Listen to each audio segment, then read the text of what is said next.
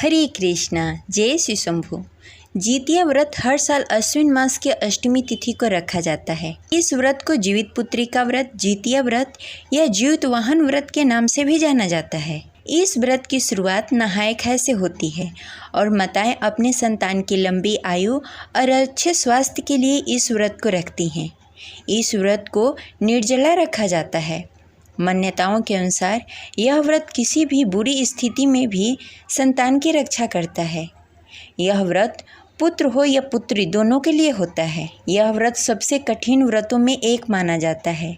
इस व्रत को मुख्यतः उत्तर प्रदेश, बिहार, झारखंड और पश्चिम बंगाल जैसे अनेक राज्यों में रखा जाता है। संतान प्राप्ति की कामना से भी इस व्रत को रखा जाता है। ऐसे में आइए जानते हैं कि इस साल यानी कि साल 2024 में जीतिया व्रत कब है, शुभ मुहूर्त, पूजा विधि और पारण का समय क्या होगा, और जीतिया व्रत कथा भी सुनेंगे। अगर आपको हमारी जानकारी अच्छी लगे तो इस वीडियो को लाइक करके कमेंट बॉक्स में हरे कृष्णा अवश्य लिखें। हमारे चैनल पे व्रत कथा भी सुनाई जाती है तो उसका आनंद अवश्य उठाएं। अगर आप इस चैनल पे नए हैं तो इस चैनल को सब्सक्राइब करके बेल आइकन को दबाना न भूलें, जिससे आगे आने वाली वीडियो का नोटिफिकेशन आपको मिलता रहे। जीतिया व्रत 3 दिनों का होता है। पहले दिन नहाए खाए, दूसरे दिन निर्जला व्रत रखा जाता है और तीसरे दिन पारण किया जाता है। नहाय खाए के दिन सुबह प्रातः उठकर स्नान आदि से निवृत्त होकर सूर्य देव को अर्घ्य दिया जाता है। उसके बाद पूजा आदि करके शुद्ध और शाकाहारी भोजन बनाया जाता है। तामसिक भोजन नहीं करना होता है। उस दिन नौनी की साग, मड़ुए की रोटी और कांदे की सब्जी खाई जाती है। लेकिन कहीं कहीं पे नहाय खाए के दिन मछली खाकर यह व्रत शुरू किया जाता है। अगर आप मांसाहारी नहीं हैं, आपके यहाँ नहीं खाई जाती तो आपको नहीं खाना चाहिए। इसके बाद अष्टमी के दिन निर्जला व्रत रखा जाता है। इस व्रत में आचमनी भी लेना मना होता है। जीतिया व्रत में किसी भी तरह का किसी को दुख नहीं पहुंचाना चाहिए और कीड़े मकोड़े किसी को भी मारना नहीं चाहिए। इसलिए इन सब चीज़ों से बचना चाहिए। इस व्रत में महिलाएं निर्जला व्रत रखकर संतान की सलामती की कामना करती हैं और जीवित वाहन भगवान की पूजा करती हैं। महिलाएं इस व्रत में लाल या पीले रंग के धागे में सोने या चांदी की ज्योतियाँ लगवाकर उसे पहनती है। उस धागे को ज्योतिया कहा जाता है। हिंदू पंचांग के अनुसार इस साल ज्योतिया व्रत 25 सितंबर 2024 दिन बुधवार को रखा जाएगा। अष्टमी तिथि प्रारंभ होगी 24 सितंबर 2024 को दोपहर 12:38 पर और इसका समापन 25 सितंबर को दोपहर 12:10 पर होगा।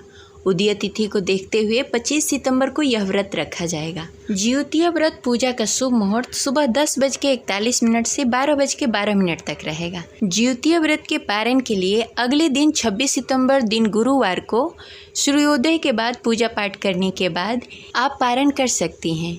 लेकिन इस दिन सूर्योदय 6:12 पे हो रहा है तो इसके बाद ही आप पारण करें। अगर सेहत से जुड़ी कोई समस्या हो तो पंडित से पूछकर दूसरे विकल्प का चयन कर सकते हैं। अब चलिए सुनते हैं जीतिया व्रत कथा। तो प्रेम से बोले जितवंधन गोसाई की जय। जय हरि विष्णु। एक बार नैमिषारण्य के निवासी ऋषियों ने संसार के कल्याणार्थ सूत्र जी से पूछा, हे सूत जी, कलार कली काल में लोगों के बालक किस तरह दीर्घायु होंगे, सो कहिए। सूत जी बोले, जब द्वापर का अंत और कलयुग का आरंभ था, उसी समय बहुत से शोकाकुल स्त्रियों ने आपस में सलाह की, क्या इस कली में माता के जीवित रहते हुए पुत्र मर जाएंगे। जब वे आपस में कुछ निर्णय नहीं कर सकी, तब गौतम जी के पास पूछने के लिए गईं। जब वह उनके पास पहुंची तो उस समय गौतम जी आनंद के साथ बैठे थे। उनके सामने जाकर उन्होंने मस्तक झुकाकर प्रणाम किया। तत्पश्चात स्त्रियों ने पूछा, हे प्रभु, इस कलयुग में लोगों के पुत्र किस तरह जीवित रहेंगे। उनके लिए कोई व्रत या तप हो तो कृपा करके बताएं। इस तरह उनकी बात सुनकर गौतम जी बोले, आपसे मैं वही बात कहूँगा जो मैंने पहले से सुन रखी है। गौतम जी ने कहा, जब महाभारत का युद्ध अंत हो गया और द्रोणापुत्र अश्वत्थामा के द्वारा पांडवों के पुत्र मारे गए, यह देखकर सब पांडव बड़े ही दुखी हुए। तो पुत्र के शोक से व्याकुल होकर द्रौपदी अपनी सखियों के साथ ब्राह्मण श्रेष्ठ धौम्य के पास गईं और उसने धौम्य से कहा, हे विप्रय, कौन सा उपाय करने से बच्चे दीर्घायु हो सकते हैं, कृपा करके ठीक ठीक कहिए। धौम्य बोले, सतयुग में सत्य वचन बोलने वाला, सदाचार करने वाला, समदर्शी जीवितवाहन नामक एक राजा था। एक बार वह अपनी स्त्री के साथ अपने ससुराल गया, वहीं रहने लगा। एक दिन आधी रात के समय पुत्र के शोक में व्याकुल होकर एक स्त्री रोने लगी, क्योंकि वह अपने बेटे के दर्शन से निराश हो गई थी। उसका पुत्र मर चुका था। वह रोती हुई कहती थी, हाय, मुझ बुढ़िया माता के सामने मेरा बेटा मर रहा है। उसका रुदन सुनकर राजा जीवितवाहन का तो हृदय मानो विद्रोह हो गया। वह तत्काल उस स्त्री के पास गया और उसने पूछा, तुम्हारा बेटा कैसे मरा? बुढ़िया ने कहा, गरुड़ प्रतिदिन आकर गांव के लड़कों को खा जाता है। इस पर दयालु राजा ने कहा, माता, अब तुम रोना बंद करो, आनंद से बैठो, मैं तुम्हारे बच्चे को बचाने का यत्न करूँगा। ऐसा कहकर राजा उस स्थान पर गया जहाँ गरुड़ आकर प्रतिदिन मांस खाया करता था। उसी समय गरुड़ भी उस पर टूट पड़ा और राजा के शरीर का मांस खाने लगा। जब अतिशय तेजस्वी गरुड़ ने राजा का बायां अंग खा लिया तो झट राजा ने अपना दाहिना अंग भी फेरकर गरुड़ के सामने रख दिया। यह देखकर गरुड़ जी ने कहा, देव योनियों में तुम कौन हो? तुम मनुष्य तो नहीं जान पड़ते। अच्छा, अपना जन्म और कुल बताओ। पीड़ा से व्याकुल मन वाले राजा ने कहा, हे पक्षीराज, इस तरह के प्रश्न करना व्यर्थ है। तुम अपनी इच्छा भर मेरा मांस खा लो। यह सुनकर गरुड़ रुक गए और बड़े आदर से राजा के जन्म और कुल की बात पूछने लगे। राजा ने कहा, मेरी माँ का नाम शब्या है और मेरे पिता का नाम शालिवाहन है। सूर्यवंश में मेरा जन्म हुआ और मैं जीवितवाहन मेरा नाम है। राजा की दयालुता देखकर गरुड़ ने कहा, हे महाभाव, तुम्हारे मन में जो अभिलाषा हो वह वर मांगो। राजा ने कहा, हे पक्षीराज, यदि आप मुझे वर देना चाहते हैं, वर दीजिए कि आपने अब तक जिस प्राणियों को खाया है वे सब जीवित हो जाएं। हे स्वामी, अब से आप यहाँ बालकों को न खाएं और कोई ऐसा उपाय करें जहाँ जो उत्पन्न हो वह बहुत दिनों तक जीवित रहे। धौम्य ने कहा कि पक्षीराज गरुड़ राजा को वरदान देकर स्वयं अमृत के लिए नागलोक चले गए। वहाँ से अमृत लाकर उन्होंने उन मरे हुए व्यक्तियों के हड्डियों पर बरसाया। ऐसा करने से सब लोग जीवित हो गए जिनको कि पहले गरुड़ ने खाया था। राजा के त्याग और गरुड़ की कृपा से वहाँ के लोगों का कष्ट दूर हो गया। उस समय राजा के शरीर का शोभा दुगना हो गया था। राजा की दयालुता देखकर गरुड़ ने फिर कहा, मैं संसार के कल्याण हेतु एक और वरदान देता हूँ। आज अश्विन कृष्ण सप्तमी से रहित शुभ अष्टमी तिथि है। आज ही तुमने यहाँ की प्रजा को जीवन दान दिया है। हे वत्स, अब से यह दिन ब्रह्मभाव हो गया है, जो मुक्ति भेद और विविध नामों से विख्यात है। वहीं त्रिलोक से पूजित दुर्गा अमृत प्राप्त करने के अर्थ से जीवित पुत्रिका कहलाई है।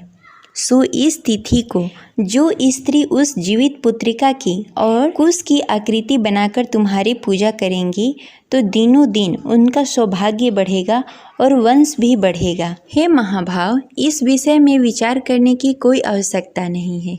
हे राजन, सप्तमी से रहित और उदया तिथि की अष्टमी को व्रत करें, यानी सप्तमी विध अष्टमी जिस दिन हो उस दिन व्रत न कर शुद्ध अष्टमी को व्रत करें और नवमी में पारण करें। यदि इस पर ध्यान न दिया गया तो फल नष्ट हो जाएगा और सौभाग्य तो अवश्य ही नष्ट हो जाएगा। जीवितवाहन को इस तरह का वरदान देकर गरुड़ जी वैकुंठ धाम को चले गए और राजा भी अपनी पत्नी के साथ अपने नगर को वापस चले आए। धौम्य ऋषि द्रौपदी से कहते हैं, हे देवी, मैंने यह प्रतिशय दुर्लभ व्रत तुमको बताया। इस व्रत को करने से बच्चे दीर्घायु होते हैं। हे देवी, तुम भी प्रयुक्त विधि से यह व्रत का पालन करो और दुर्गा जी का पूजन करो तो तुम्हें भी अभिलाषित फल प्राप्त होगा।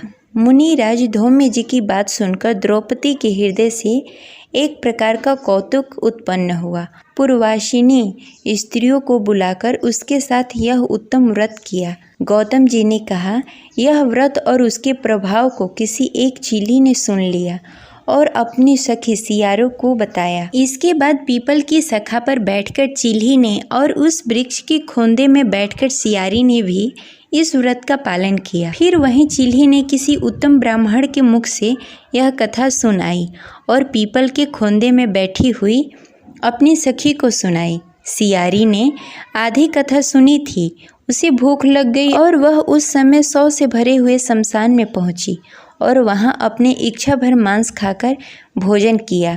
चिल्ही बिना कुछ खाए पिए इस व्रत का पालन की और सवेरा हो गया। सवेरे वह गौशाले में गई और वहां गौ का दूध पिया। इस तरह नवमी को उसने पारण किया। कुछ दिनों के बाद वे दोनों मर गई और अयोध्या में किसी धनी व्यापारी के घर में जन्म लिया। संयोग से दोनों का जन्म एक ही घर में हुआ, जिसमें सियारिन ज्येष्ठ हुई और चिल्ही छोटी हुई। वे दोनों सभी शुभ लक्षणों से युक्त थी, इसलिए बड़ी लड़की के काशी राज के और छोटी लड़की के मंत्री के साथ विवाह कर दिया गया।